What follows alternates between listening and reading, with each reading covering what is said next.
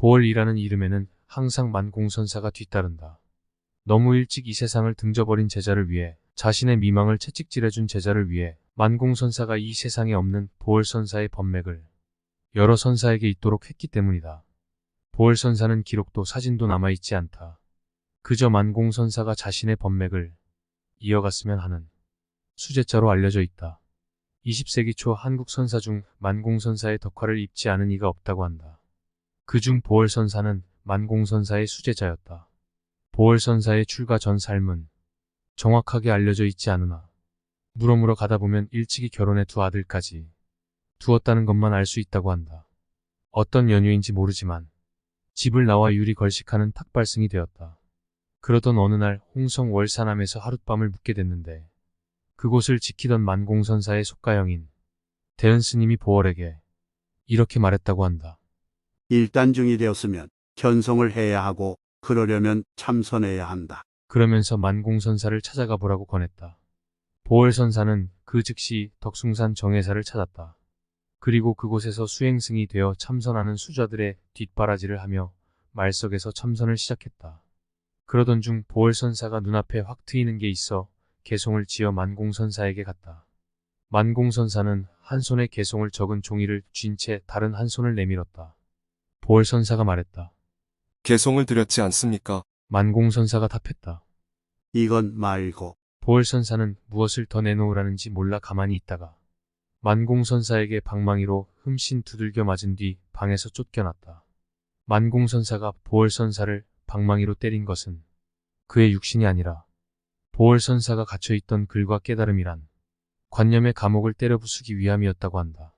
글은 전했지만 흙을 밖에 소식을 들려달라는 스승의 요구에 응대조차 못했기 때문이다. 그러던 몇 년 후 만공선사는 해월선사의 맞상좌인 우남선사로부터 편지를 받았다. 부처님이 과거의 마음도 현재의 마음도 미래의 마음도 얻을 수 없다고 했는데 어느 마음에 점을 찍어야 합니까? 이 편지를 읽고 만공선사는 글을 쓰기 시작했다.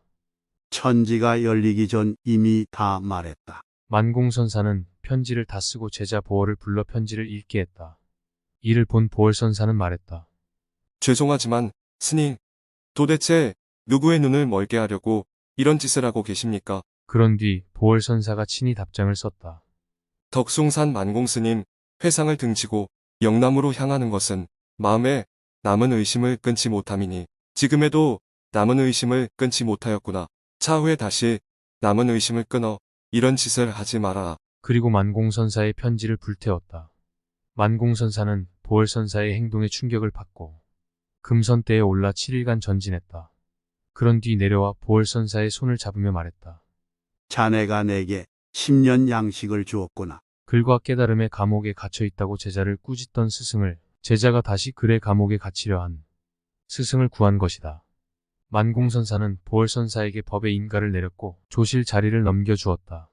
그때 보월선사는 세수 29세였다. 하지만 보월선사는 스승을 대신해 법상에 단 한 차례도 오르지 않았다.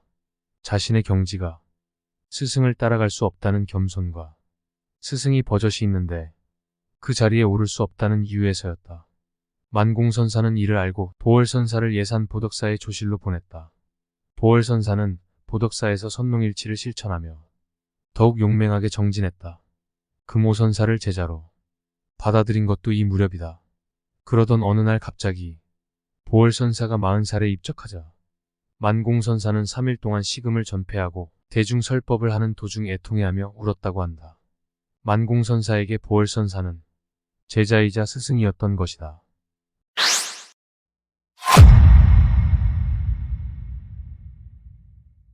어느 여름 점심 공양을 마치고 수자들이 잠시 더위를 피하고 있었다.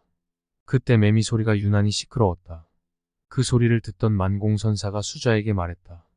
저 매미 소리를 잡아오면 수박값을 받지 않고 못 잡아오면 수박값 3전을 받겠다. 수자들이 저마다 매미 소리를 잡겠다고 나섰다.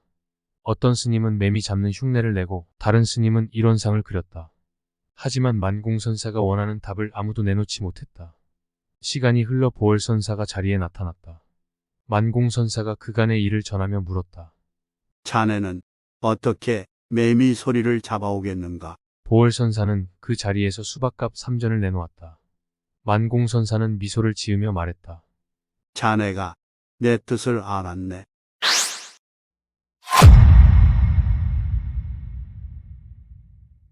어느 날 보월선사의 사법 제자인 금호선사가 물었다. 어떤 것이 무입니까? 보월선사는 가만히 금호선사의 귀를 당기며 이렇게 말했다. 무라는 것은 그냥 무이니라. 금호선사가 보월선사에게 다시 물었다. 금강경의 무는 무엇을 말하는 무입니까? 보월선사가 말했다. 그곳에 있는 무는 무가 아니다. 다만 금강경을 통해서 화두를 타파하는 법을 깨쳐야 한다. 금호선사가 물었다. 화두를 타파하는 법이란 무엇을 말하는 것입니까? 보월선사가 말했다. 예전 만공스님도 금강경을 독송했다. 금강경 안에는 존재의 사물이 있으며 금강경만이 화두를 타파하게 해준다. 그러므로 금강경을 독송해야 한다. 1924년 금호선사가 보월선사 밑에서 가르침을 받은 지 2년 뒤 갑자기 보월선사가 입적했다. 세수 40세였다. 선사의 답의식을 마친 금호선사는 다시 오대산 상원사로 떠났다. 이후 만공선사의 부름을 받았다. 만공선사는 보월선사의 법맥이 단절되지 않도록 제자 보월을 대신해 금호선사에게 전법계를 주었다. 덕숭산맥 아래 문이 없는 인을 지금 전하노라. 보월은 개수나무에서 내리고 금호는 하늘 끝까지 나르네.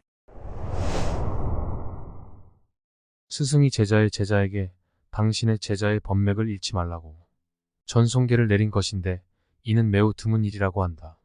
그리고 안면도 송림사 동산선사 또한 보월선사의 법맥을 잇도록 만공선사로부터 전법계를 받았다. 동산선사가 행자 때 보월선사는 이미 입적해 얼굴도 제대로 보지 못했으나 큰 스승인 만공선사가 오랫동안 제자의 법맥이 이어지도록 전법계를 내린 것이다. 마음의 법은 본래 여여하느니 마음을 바꾸는 것은 불법이 아니니라. 마음의 법은 본래 여여하느니 동산에게 주느니라. 보월스님은 사리가 밝았으며 점잖고 매우 신중했던 분이었다고 한다. 진영을 직접 본 이가 없어 둥그런 언어로 표현했는데 최근 금호선사 제자인 월성선사가 보월선사의 진영을 새롭게 모셨다고 한다. 누군가의 얼굴인 것 같기도 하고 누군가의 얼굴이 아닌 것 같기도 하다.